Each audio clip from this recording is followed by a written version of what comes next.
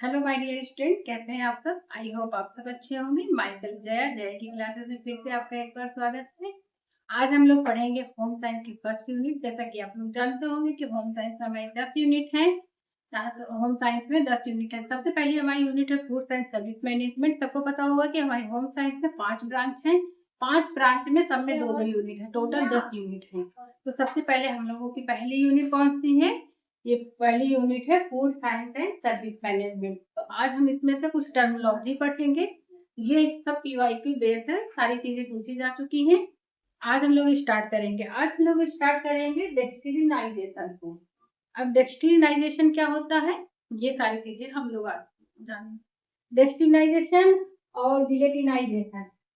अगर क्वेश्चन पूछा जाता है, मैचिंग करने के लिए दे देते हैं चार, मतलब ABCD, 4 कॉलम इधर दे देते हैं, 4 कॉलम इधर दे देते हैं।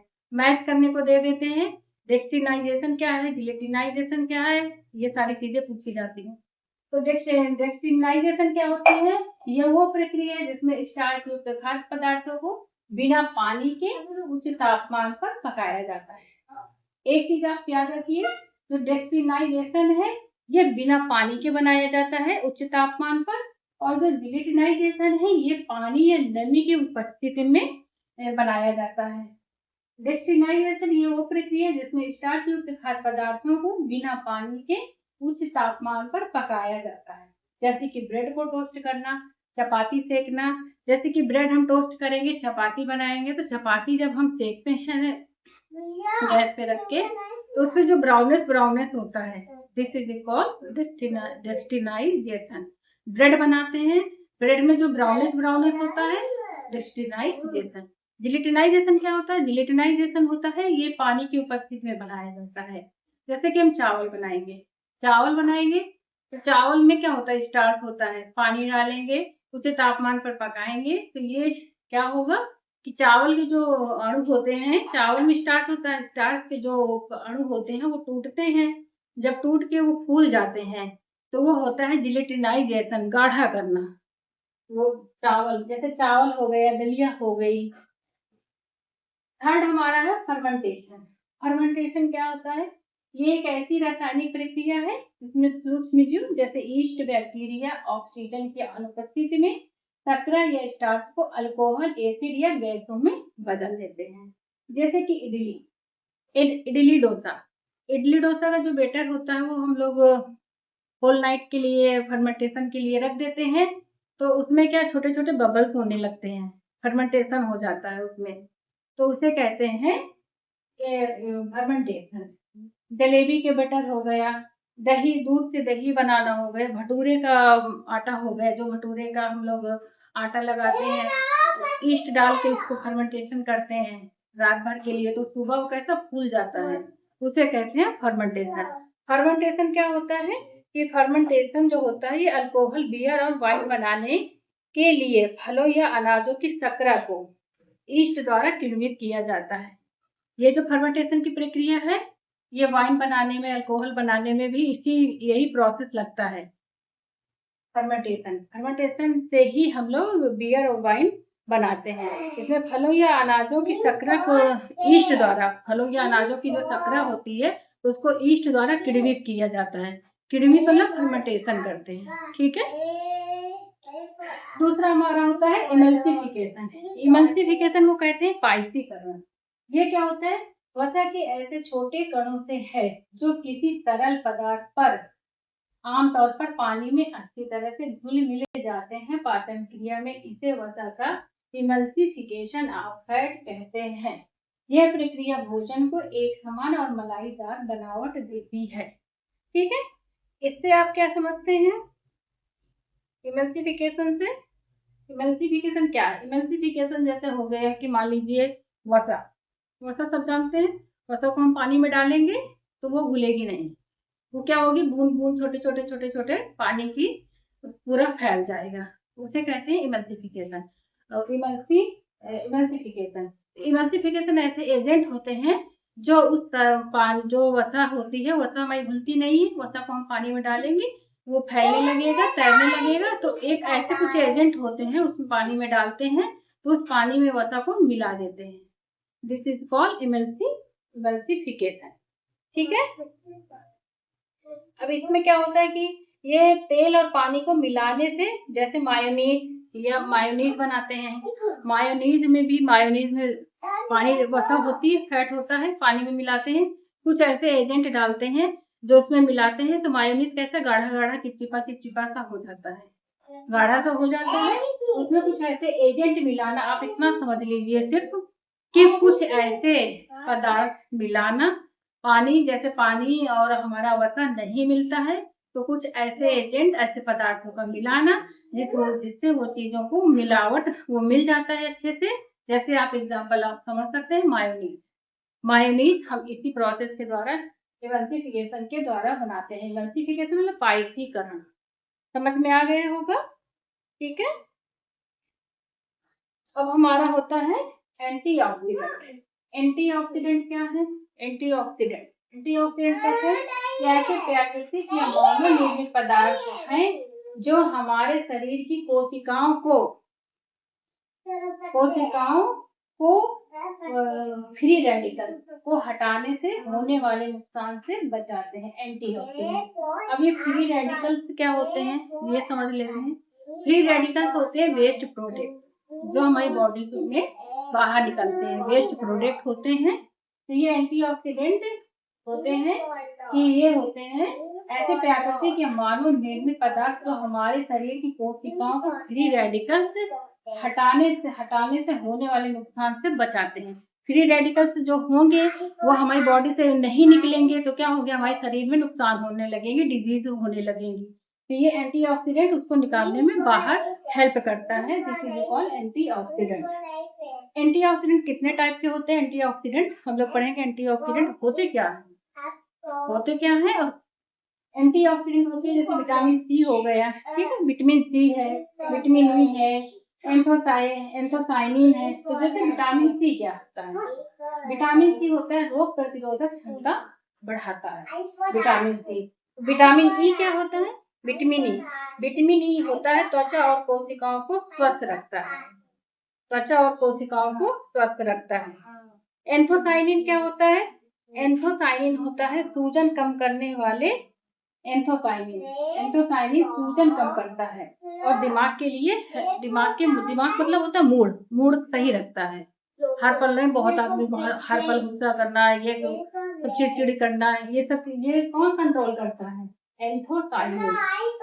एंथोसाइनिन सूजन कम करता है हमारे शरीर में और मूड को सही रखता है। लाइकोपिन क्या होता है? लाइकोपिन जो होता है हृदय और प्रोस्टेट स्वास्थ्य के लिए फायदेमंद होता है। लाइकोपिन। करक्यूमिन क्या होता है? करक्यूमिन एंड फ्लेवोनॉइड क्या होता है? करक्यूमिन एंड फ्लेवोनॉइड ये क्या होते हैं? ये हमारे ये होते हैं कि जैसे एंटी इन्फ्लेमेटरी होते हैं। करक्यूमिन एंड फ्लेवोनॉइड क्या होते हैं? एंटी इन्फ्लेमेटरी एजेंट होते हैं। अब एंटी इन्फ्लेमेटरी एजेंट कौन कौन से होते हैं ये भी हम चीजों को पढ़ेंगे। ये उन पदार्थों या दवाओं, खाद्य पदार्थों को कहा जाता है जो शरीर में होने वाली सूजन, दर्द, लालिमा और बुखार को कम करता है। ये ऐसी दवाएं हैं, ऐसी चीजें हैं जो हमारे शरीर में, जैसे कि रेडनेस हो जाता है, बुखार आ जाता है, सूजन आ जाता है, तो चीजों को कम करता है। कौन कौन से होता है? जैसे हल्दी हो गई, अदरक हो गया, ग्रीन टी में भी काफी मात्रा में ये होता है फ्लेवोनॉइड। तो आपको ग्रीन टी हो गई, हल्दी हो गई, अदरक हो गई, ये चीजें हो गई। आई होप आपको समझ में आया होगा। एक बार हम क्विक रिवीजन कर लेते हैं। आज हम लोगों ने क्या क्या पढ़ा है? आज हम लोगों ने फर्स्ट यूनिट स्टार्ट की है, food science and service management. Food science and service management में कुछ टर्मिनोलॉजी पढ़ी है। ये बहुत इंपॉर्टेंट टर्मिनोलॉजी है, हर बार पूछा जाता है, एक दो क्वेश्चन इससे हर बार पूछ ही लिया जाता है। आप PYQ देखना। पहले हम लोगों ने पढ़ा डेस्टिनाइजेशन क्या होता है। आप ये समझ लीजिए इतना, ये ब्राउनेस होता है। जैसे कि फॉर चपाती, मतलब एग्जांपल दे रही हूँ, जैसे कि चपाती आप बनाते हैं सेकते हैं, ऊपर जो रेड रेड होता है, ब्राउनिश ब्राउनिश होता है, दिस इज कॉल्ड डेक्सटिनाइजेशन। बस आप इतना समझ लीजिए। जिलेटिनाइजेशन क्या होता है? अच्छा, डेक्सटिनाइजेशन होता है अगर कि ये बिना पानी के बनाया जाता है। रोटी जो हम सेकते हैं तो इसमें पानी की जरूरत नहीं पड़ती है, बस उसे हम सेकते हैं। और जिलेटिनाइजेशन जब हम बनाते हैं तो इसमें पानी और नमी की जरूरत होती है। जैसे हम चावल बनाते हैं, दलिया बनाते हैं, जो चावल बनाएंगे उसमें होता है स्टार्च। स्टार्च को जब हम पानी में डालेंगे वो फूलेगा, फटेगा, तो वो गाढ़ा हो जाता है, उसे कहते हैं जिलेटिनाइजेशन। थर्ड हमारा फर्मेंटेशन पड़ा। फर्मेंटेशन ये एक ऐसी रासायनिक प्रक्रिया है जिसमें सूक्ष्मजीव जैसे ईस्ट या बैक्टीरिया एक एजेंट होते हैं। ईस्ट और बैक्टीरिया एक क्या है? एक एजेंट है, तो ऑक्सीजन की अनुपस्थिति में शर्करा या स्टार्च को अल्कोहल, एसिड या गैसों में बदल देते हैं। फॉर एग्जाम्पल इडली, डोसा या जलेबी के बेटर को, या दूध से दही बनना, या बियर या वाइन बनाते हैं तो फल या अनाजों को हम जब सड़ाते हैं तो उसमें ईस्ट द्वारा उसे फर्मेंटेशन किया जाता है। ठीक है। फिफ्थ क्या हमारे एंटीऑक्सीडेंट। एंटीऑक्सीडेंट क्या होते हैं? एंटीऑक्सीडेंट ऐसे प्राकृतिक या मानव निर्मित पदार्थ हैं जो हमारे शरीर की कोशिकाओं को फ्री रेडिकल को हटाने में होने वाले नुकसान से बचाते हैं। जैसे फ्री रेडिकल, वेस्ट प्रोडक्ट, किसी किसी का वेस्ट प्रोडक्ट फ्री रेडिकल्स होते हैं जो नहीं डिस्चार्ज होते हैं, प्रॉब्लम होती है, तो ये एंटीऑक्सीडेंट से क्या होता है? बीमारी हो जाती है, डिजीज हो जाती है। तो बीमारी डिजीज ना होने पाए ये एंटीऑक्सीडेंट उस पर हेल्प करते हैं। अब एंटीऑक्सीडेंट होते कौन कौन से हैं? एंटीऑक्सीडेंट होते कौन कौन से हैं? Antioxidant vitamin C, vitamin E, anthocyanin, lycopene, curcumin and flavonoid. अब हमारा जो विटामिन सी है, ये विटामिन सी का हमारा काम क्या है बॉडी में, ये भी समझ लेते हैं।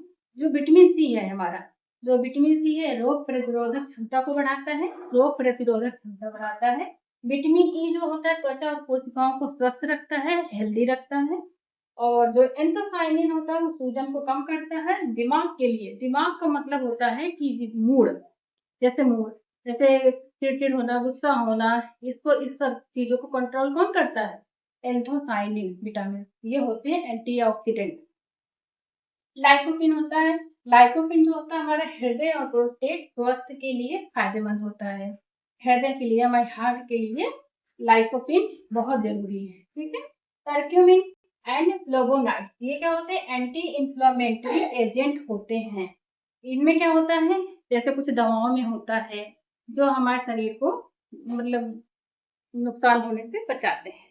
जैसे कि लालिमा और बुखार, शरीर में चोट लग गई, रेड हो गया या फीवर आ गया होता है, तो ये कुछ चीजें ऐसी होती हैं जो ये करक्यूमिन एंड फ्लेवोनोइड से बोलते हैं, एंटी इंफ्लेमेटरी एजेंट होते हैं जो कि हमारी बॉडी में सूजन, दर्द, लालिमा और बुखार को कम करता है। ये होते कौन कौन से? करक्यूमिन तो हल्दी में होता है, नॉर्मल बात सबको पता होता है। करक्यूमिन किस में होता है? हल्दी में होता है। हल्दी हो गई, अदरक हो गई, ग्रीन टी, ग्रीन टी में भी करक्यूमिन होता है, करक्यूमिन फ्लेवोनोइड। आई होप ये चीजें समझ में आ गई होंगी। कल हम फिर से कुछ चीजें एक नए टॉपिक पढ़ेंगे। कुछ हार्मोन से भी बहुत क्वेश्चन पूछे जाते हैं, हार्मोन पढ़ेंगे और बहुत सारी चीजें हम पढ़ेंगे। फिर मिलते हैं एक नई क्लास के साथ, नए टॉपिक के साथ। तब तक आप पढ़ाई जारी रखिए।